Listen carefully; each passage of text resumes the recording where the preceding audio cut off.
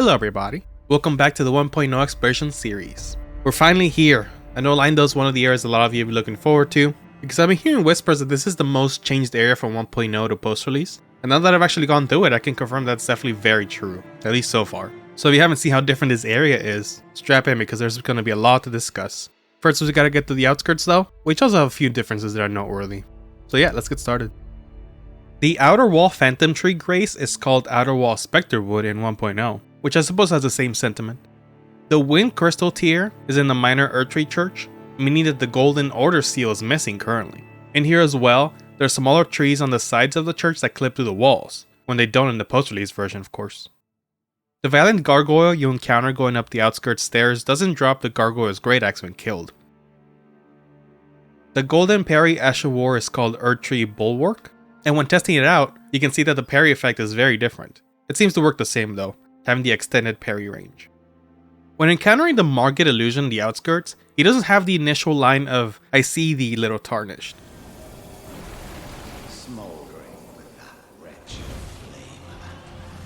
As you can hear by now as well, this plays a dragon theme, which is wrong on multiple levels, because this isn't considered a boss fight, there's no health bar even in 1.0, and normally no song plays here in post-release, besides the usual area theme at least.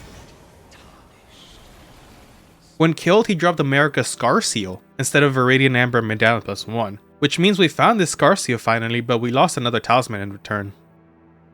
There's some troll enemies that were added in post-release that weren't there in 1.0. This is the Capital Outskirts merchant stock. The spot where the wing tier is moved to in post-release is empty in 1.0. The enemies surrounding the Omen and the minor Erdtree that use Deathlight have the purple effect that the Basilisk share in 1.0, along with having a blue sphere particle effect thing. I couldn't find the giant crab in the moat area where you meet Dung Eater later on. It's possible I missed a spot where it arises, but I think I was fairly thorough. The Draconic Tree Sentinel is mostly the same, the particle effects on the lightning is a little bit different as usual. But I did notice that the Honed Bolt attack is a lot more delayed.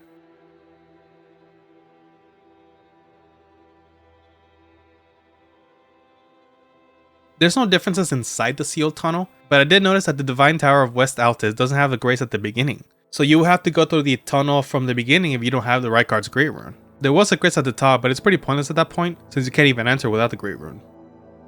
Now we're going to go into the Auriza Hero's Grave. There are no Vulgar Militia Ashes in 1.0, the Crucible Feather Talisman is also missing, and going forward into the boss, the Crucible Knights are way closer to the entrance. Despite this, only the Spear Crucible aggroed at first, meaning that if you're careful you can actually fight them separately if you stay in the right corner of the room. You can even sneak around the other knight in order to get a free hit. As you might have noticed by now, the names of both of them is different as well. Notably the Greatsword one is nameless, as we saw in Mount Gilmer, Ordovis is designated to be another Crucible Knight. Very minor, but there's no apostrophe S in Ordovis' Greatsword. Oh, and they played the Grave Warden song instead of Erdtree Knights.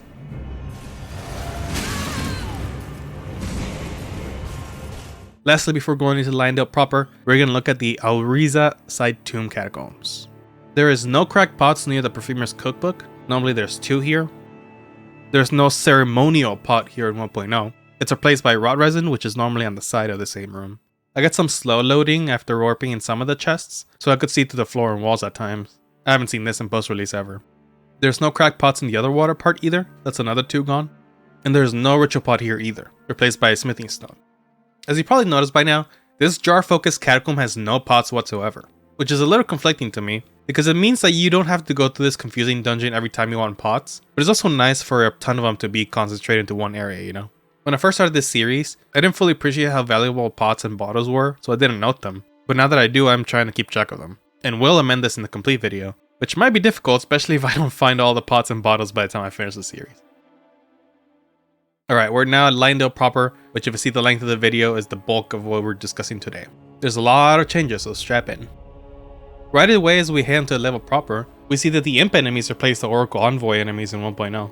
They start off passive, so they're not hard to deal with for now. There's a full body gargoyle like there is later in the level normally, the Sword and Halberd one. This one also doesn't drop anything, and it replaces the bigger Envoy enemy. The half gargoyle enemy's perfume attack doesn't have sound effects in 1.0. I thought it might have been a bug, but it kept happening, so I assume it's just a 1.0 feature. You find the perfume bottle here, which is a cave moss in the release version, and the chest that normally has the bottle is empty, as per usual. There's a cracked pot here, which is normally the upper class robe, so I guess that's missing for now as well. In this building exit, there's a banished knight at the doorway, which is normally a Leyndell knight. And on a similar note, the Leyndell knight at this door is a dual-wielding banished knight, which is very scary to see, being one of the most dangerous enemies in the game. And the ambushing foot soldier isn't here at all. This ambushing foot soldier near this item is replaced by an exile soldier, so yet another entire enemy variant here. The sitting Leyndell knight here is missing altogether. There's a second Erdtree avatar that spawns in the opposite side of the avenue balcony, the path that leads to the Forbidden Lands, and both spawn simultaneously when you trigger either of them. I got a random tree lose its textures at some point, but I think it was due to the Erdtree avatar messing around under it, unsure if it's replicable. After killing both the avatars, neither of them dropped a rune item like the singular one does in post-release. And this rune near the Crucible Knight is much smaller. In this corner of the streets, there's normally nothing here, but there's some exile soldiers in 1.0. Around the corner from there, there's a banished knight with an exile soldier, which replaces an almost identical setup. On the opposite side, there's a trumpet exile soldier, just like the trumpet Leyndell soldier in the release. There is a lone banished knight in the corner of the street, which are normally a bunch of foot soldiers that are called by the trumpet guy. This corner also normally has the imp head, but it's not there in 1.0. I did get a cat head drop from an imp earlier, so it's possible these are farm items now. In this raised street garden area you have to drop down to, there's more exile soldiers, one is even sobbing at the door or something, which is replaced by a singular Leyndell knight in post-release. Near this chalice in the lower floor of the streets, there's a handful of exile soldiers in 1.0, which replaces a bow Leyndell knight and a perfumer. There's no enemies at all in this stairway, the one that's a shortcut to this area from later. Up these stairs, there's more exile soldiers, replacing perfumers and foot soldiers, and also one of them dropped its greaves, but they're called the banished greaves instead of exile greaves. Which is funny because I had a normal banished knight soldier drop, and it was named the same, so I'm unsure what this version considers a banished knight now. There's some exile soldiers on the path to the half gargoyle in the ashes, which replaces some Leyndell soldiers. There's a few more groups of those. The gargoyle is surrounded by imps, which was awful. There's even one that ambushes you from behind. The patrolling Leyndell knight here is missing entirely. There's an exile soldier ready to ambush you around this corner in 1.0. Release has an identical setup but with a Leyndell soldier. There's a patrolling banished knight with exile soldiers in 1.0. There's no enemies in this upper chalice, but this is where the patrolling enemies in last point start. Normally there's a bunch of Leyndell knights. There's a perfumer plus Spanish knight combo where the lion normally is, which is an effective duo apparently. And I say normally because the lion isn't there at all, though the perfumer was there the whole time just behind the structure. There's a ceremonial pod where the black bow is supposed to be, so the black bow is missing now. Fortunately it's a good bow as well. There's banished knights and exiles in this room, replacing foot soldiers. There's a dual wielding banished knight instead of the Leyndell knight in the room next to the tree spirit, though they're in different spots. The crack pot is still in the same spot though. The Omen Killer doesn't drop its mask like in post-release version. In this building there's no bed with the Leyndell set and the deathbed dress, so I guess Leyndell didn't get some in 1.0. The Lower Capital Church Grace is called Lower Capital Chapel in 1.0. We had something similar previously with one of the church buildings, where it was just changed to chapel. There's no Albinauric enemies to ambush you near the Thunderbolt Scarab, it's just free. There's also no Albinauric ambush in this sewer segment. The spot that normally has the Guilty Hood just has rustic volcano stones, 1.0 version's formic rocks. The corpse that has the Earthsteel dagger is empty, but I did go back and check Candid Heights' little questline and he still gives it to you, so it's not lost altogether at least. This little pathway doesn't have the Albinauric covering it, so there's just no Albinaurics at all in Leyndell it seems. And the corpse at the end does have the pickled turtleneck. The Leyndell Knights from Avenue Balcony are replaced by a bunch of exile soldiers. This also means there's no archer at the back. There's a banished knight along with an exile at the very end of the pathway, when normally this segment is empty. When you jump off of Grand Sex's wing to progress through the level, there's an imp waiting at the bottom to ambush you, definitely unnecessary. There's no Leyndell Knight near the compound stones here. There are some more imp enemies right before the West Grace, instead of the singular soldier ambush. Definitely very unnecessary. 3 of these right before Grace is very dirty. There's a high page added in this stairway near the cane sword, when there's normally no enemy here. Speaking of the cane sword, that is missing as well. There's oracle enemies missing near the lever that leads back to the up balcony area. Near the gold seed tree as well, they're replaced by imps again. The gargoyle is still there, but it's the axe version instead. When he does his roar attack, a second axe loaded into his other hand, but it seems like it was just a visual glitch. This gargoyle also doesn't drop anything, it's supposed to drop its halberd. They put an imp enemy near the normal high page that's here, which is the last straw. From stuff it's dead to me, and I'm thankful that this isn't the release version of Leyndell, as interesting as all these changes are. Similar to the sword one, the ritual shield talisman is called Champion Shield Talisman in 1.0. The Flower Guardian enemies seem to be the same going up the routes, but the singular one in front of Godfrey's shade is in there. Near Grantex's Talon, all the Leyndell enemies are replaced by a singular Banished Knight, meaning that the Gravelstone seal isn't dropped by the enemy here, and is currently missing. Now, since we're talking about the subject of missing seals, I've been told a handful of times that some of the missing staves and seals can actually be found in 1.0, but they need to be farmed from an enemy. I haven't gotten around to verifying this, and actually won't until the complete video, but perhaps this could mean that the Gravel seal could be farmed too, but who knows from which enemy. If you do know, please comment it below. In the real life version of the Roundtable Hold, there's no hammer near Hugh's spot, only the wet blade. The Erdtree seal is near Fia's bed instead of in Mount Gilmer, which is a ruin in post-release, so thankfully we did find one of the missing major items.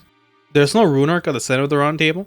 Normally I wouldn't point out a minor item like that, but you know, that one stands out a lot. The Finger Maiden's Prayer Book, which is normally named Two Finger Prayer Book, is where the Alberic set is. Totally wasn't considered using that fashion or anything. And the spot where the Two Finger Book is normally is just empty. There's exile soldiers fighting an abductor version in the courtyard. The abductor is normally there, but not the exiles. The second abductor version that's normally in the hallway is missing entirely. There's no Stormhawk X here in 1.0, but I did check if Nepheli still drops hers, and she does. Both of them. And since we now have the painting for it, I went back to Altus to check the painters for Fire's Deadly Sin, and that is the same, but the image is slightly different. The flame is brighter. Since we finally found the real round table, let's clean up a few details in the round table hold that I missed before.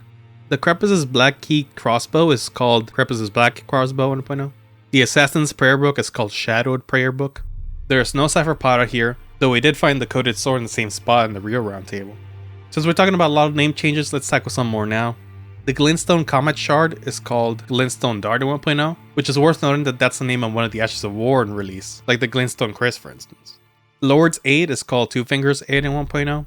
Lightning Spear is Bolt Lance. O Flame is O Grand Pyre. Surge O Flame is very similar, just missing an H. And the Scripture Wooden Shield is Inscribed Round Shield.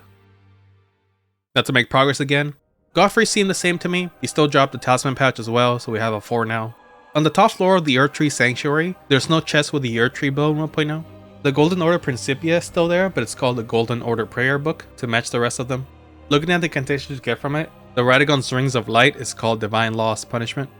The Law of Regression's puzzle doesn't have a note hinting at the usage of this spell, so the only hint that I know of is the Turtle Pope's dialogue about Radagon. It still works the same, but you have to be right in front of the statue to pull it off. And there's also no note pointing out the discovery.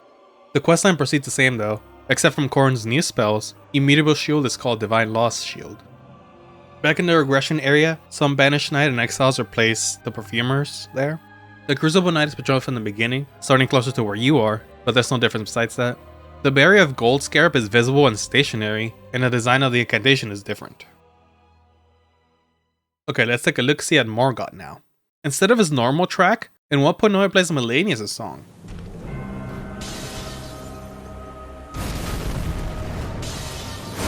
Which is actually the same in the Morgott fight. I just missed that detail when going to the Limgrave back then. Also, he's named Morgott Prince of the Omen instead of the Omen King. Melana's name doesn't show when attacked, just his furled finger. She also doesn't drop an additional Erdtree heal on death. She can still cast it normally though. Phase 1 has the normal death dialogue, which he didn't in the Morgott fight actually. He just didn't say anything. When doing the bleed delayed attack, the bleed slash effect disappears before the explosion. Phase 2 death dialogue has an additional line that gets cut off before it can finish.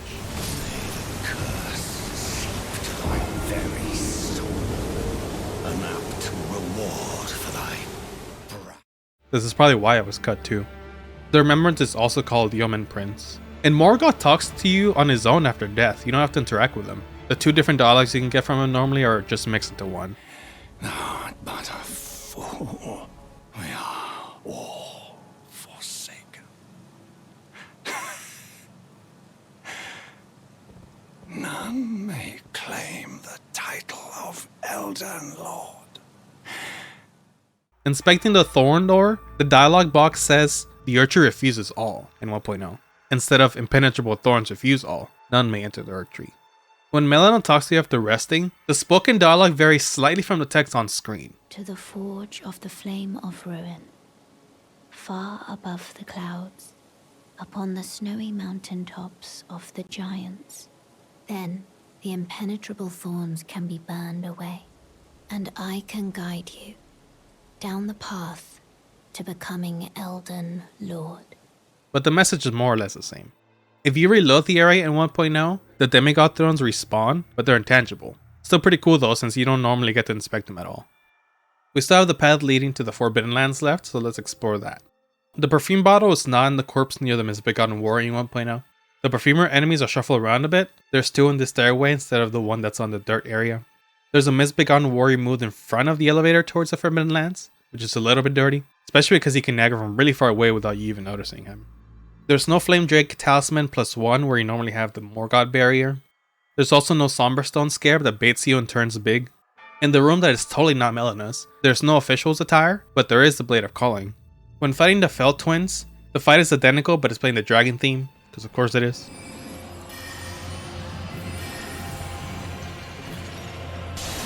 And at the Divine Tower of East Alta's Gate Grace is called Divine Tower Seal in 1.0.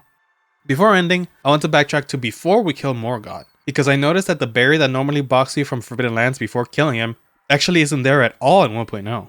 Meaning that in theory, the only block to progression is the rolled medallion, but with the wrong word that we know works in 1.0, we can just wrong warp to the top of rolled, meaning Morgott can be skipped easily if you're willing to glitch this. And that is all for the video. That was definitely a longie, but as I'm sure you've seen, it was very warranted. There's a lot of minor little details changed in the whole area, and I did want to be as thorough as I could be. There's so many that I actually had to script this video because it was just too many little details that I couldn't just memorize all at once. I had to actually plan out what I was going to say. And I wonder if any of you picked up on that. Let me know if you did or didn't. So yeah, I hope you enjoyed that. The next area we're going to be going to is the subterranean shunning grounds. That feels like the most natural place to put it, which means we are going to go all the way down to the Frenzied Flame trigger. But I don't think we're actually going to trigger that yet. I will eventually, but I just don't want to piss off Melina yet until after certain events. But yeah, that just heads up that that's next. And then after that, we should be going to mountaintops and seeing how much that's changed. Anyway, if you're new here and enjoyed that video, we do have a ton of these. This is like the 11th, 12th part of the series, I think. And I want to say there's still probably 5, 6, 7 left. So if you want to see that, do consider subscribing. We're definitely approaching towards the end, but there's still a handful of little optional areas I gotta get through as well. So I do want to cover those. I've already been told about some things to look forward to, so there's definitely still some excitement going forward. So yeah, do consider subscribing. But regardless, thanks for watching. I do hope to see you again. Bye bye.